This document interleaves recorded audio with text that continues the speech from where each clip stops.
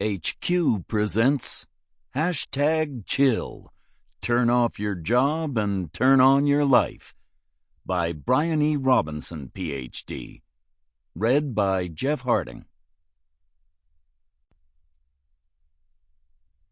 Introduction. In elementary school, the period I hated most was recess. When a teacher forgot to assign homework over Christmas vacation, I was the one who raised his hand to remind her. In high school, I wrote, directed, and produced the church Christmas play, designing and building the sets, and acting the lead role of Joseph. Doing everything gave me a sense of control missing within my chaotic family, where furniture-breaking fights between my mother and father were a regular occurrence. In the throes of my adult work addiction, I needed my work and hid it from others, the way my alcoholic father needed and hid his bourbon. And just as a child, I tried to control my father's drinking by pouring out his booze and refilling the bottle with vinegar. The people who loved me pleaded and tore their hair out, trying to keep me from working all the time. Every summer, just before we left on vacation, my spouse, Jamie, would search my bags and confiscate any work I planned to smuggle into our rented beach house on the South Carolina shore. But however thorough the search, Jamie always missed the tightly folded papers covered with work notes that I had stuffed into the pockets of my jeans. When Jamie and our close friends invited me to stroll on the beach, I'd say I was tired and wanted to nap. While they were off swimming and playing in the surf, I secretly worked in the empty house, bent over a lap desk fashioned from a board. At the sound of returning footsteps, I stuffed my papers back into my jeans, hid the board, and stretched on the bed, pretending to sleep. It's only in hindsight that I can see I was a workaholic. Work was my sanctuary, my source of stability, self-worth, and protection against the uncertainties of life. I worked hard, yes, but I used work to defend myself against unwelcome emotional states, to modulate anxiety, sadness, and frustration.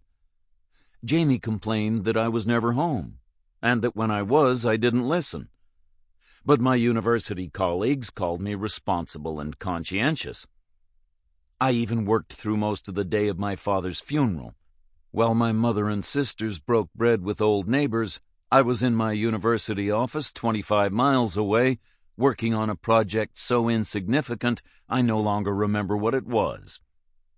Jamie called me controlling, inflexible, and incapable of living in the moment.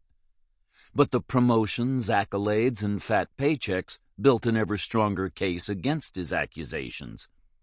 I used them to vilify him. Why couldn't he pull his own weight? Why couldn't he be more supportive? Why was he constantly bothering me with problems that distracted me from building my career? My life was crumbling under my feet, and I couldn't do anything about it. Or so I thought. I didn't smile. I couldn't eat. I didn't care if I lived or died.